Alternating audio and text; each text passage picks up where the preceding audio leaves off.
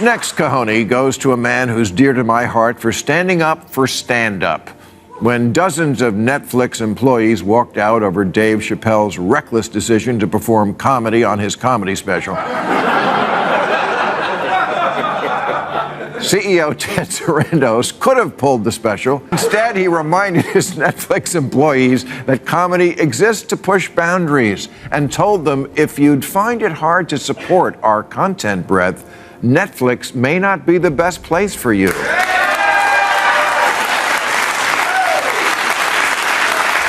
So, for making the phrase, "Don't let the door hit you in the ass," never sound better, this is for you, Ted. So Bill Maher is not finished taking aim at Hollywood's self-appointed moral guardians. Recently he tore into a lineup of celebrities who endlessly push the woke agenda as if the public is obligated to applaud. He accused them of being completely detached from everyday reality. Classic Maher style: sharp, relentless, unapologetic. He dissected their arguments, exposed the contradictions, and stripped away the hollow theatrics behind their virtue signaling. There is a lot to unpack and none of it is subtle. No getting around the fact that what was on the mind of the liberals that night in Brentwood, or wherever we may have been,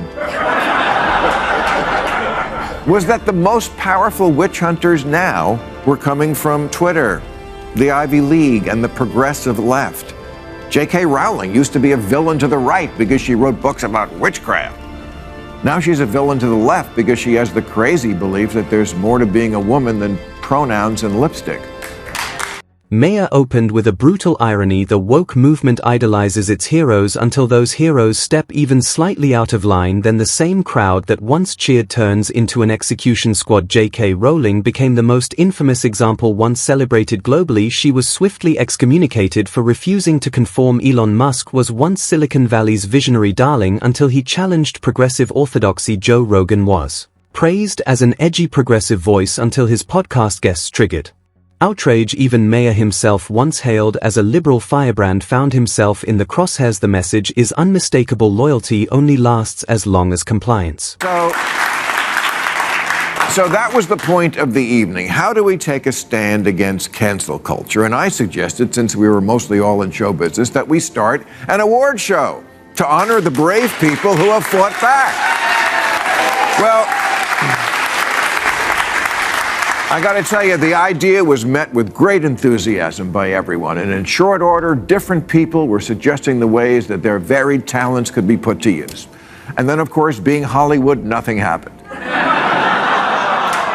But it's still a good idea, so I'm going to do it right here, right now, and not only that, we're going to do it every... If you listen closely to what Maher is really saying, he is attempting to spotlight Hollywood's rare dissenters, the few who refused to kneel before cancel culture, the ones who did not grovel through scripted apologies or delete statements to pacify the outrage machine. Instead, they stood firm, doubled down, and reminded everyone that free speech is not conditional in an industry built on image management. That kind of defiance stands out. Maher is effectively saluting those who refuse to trade integrity for applause. First award goes to the president of my alma mater, Cornell University, Martha Pollack.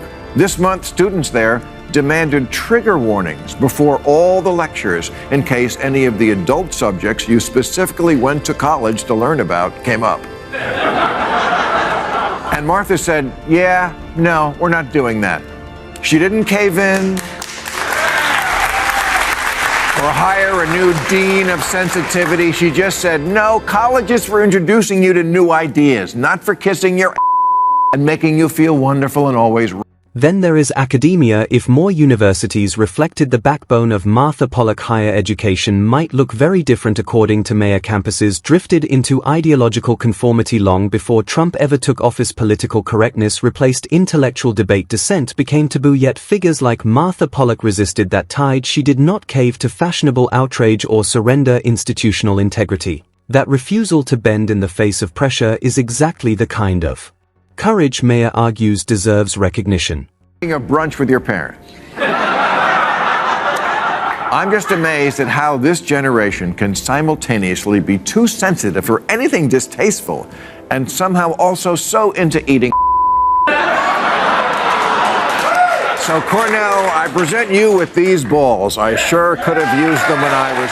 Maher also zeroed in on generational contradictions. Younger activists often brand themselves bold, liberated, and unapologetic, yet at the same time they demand insulation from words, jokes, or opposing viewpoints. The contrast is glaring. A culture that prides itself on boundary pushing often collapses under verbal discomfort. The irony, according to Maher, is staggering. A generation that claims fearlessness frequently proves hypersensitive when challenged. Our next award goes to the place where many Cornell grads will be working next year, Trader Joe's.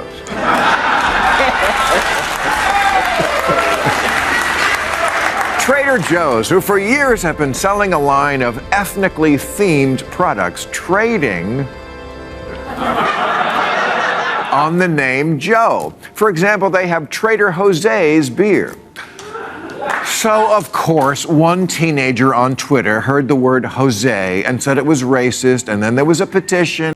Consider the backlash against Trader Joe's. The online outrage machine targeted the company, demanding apologies and public repentance. Many corporations would have folded, issued lengthy statements, and rebranded overnight, but Trader Joe's refused. They did not grovel, they did not panic, they stood their ground, and the catastrophic predictions never materialized. Sales held steady, the sky did not fall. The lesson was simple: resistance works. And a sense of humor, and released this statement. We disagree that any of these labels are racist, and we do not make decisions based on petitions. You see how easy it is? So to the home of the 19-cent banana, here, have some nuts. Trader Joe's became proof that the so-called mob is not an unstoppable force. Most outrage cycles burn hot and fade quickly. The loudest voices online rarely represent the broader public. Once businesses realize that the illusion of power weakens dramatically, Maher uses this example to show that courage often carries less risk than surrender. Next cojones goes to a man who's dear to my heart for standing up for stand-up. When dozens of Netflix employees walked out over Dave Chappelle's reckless decision to perform comedy on his comedy special. Reminded his Netflix employees that comedy exists to push boundaries, and told them if you'd find it hard to support our content breadth, Netflix may not be the best place for you.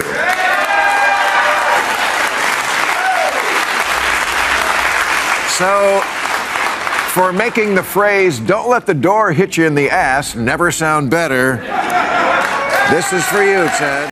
Comedy has not escaped the crossfire either. Dave Chappelle faced intense backlash for controversial jokes. Kevin Hart lost a major hosting opportunity over years-old tweets. Joe Rogan was attacked for hosting unscripted conversations. Rob Schneider became another target. The irony is that comedy has always thrived on pushing boundaries, yet in today's climate even a joke can be treated as a moral crime. According to Maher, the very people committed to free expression are often the first silenced. When movie lovers get together these days, one phrase that comes up a lot and always makes me sad is, "Yeah, you couldn't make that one today."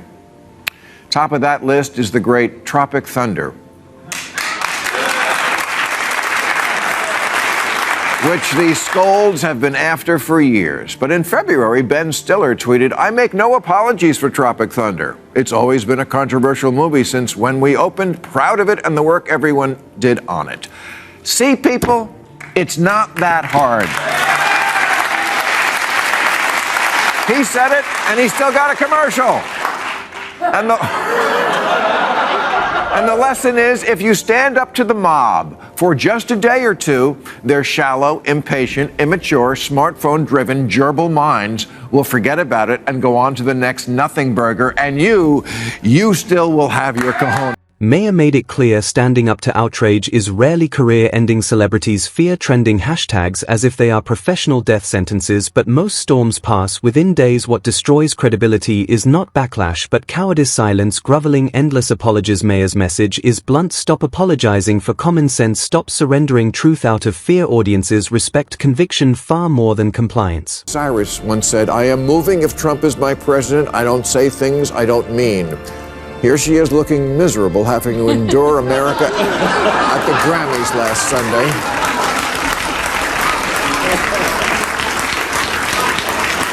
I guess she flew back from Tajikistan. He also called out the celebrities who vowed to leave America if Trump won the presidency. They made dramatic declarations on talk shows and social media promising exile, yet months into Trump's administration they were still comfortably living in Hollywood, champagne glasses intact, no moving trucks, no packed bags, just silence. Maher labeled it what it was: performance activism, empty threats delivered for applause rather than conviction.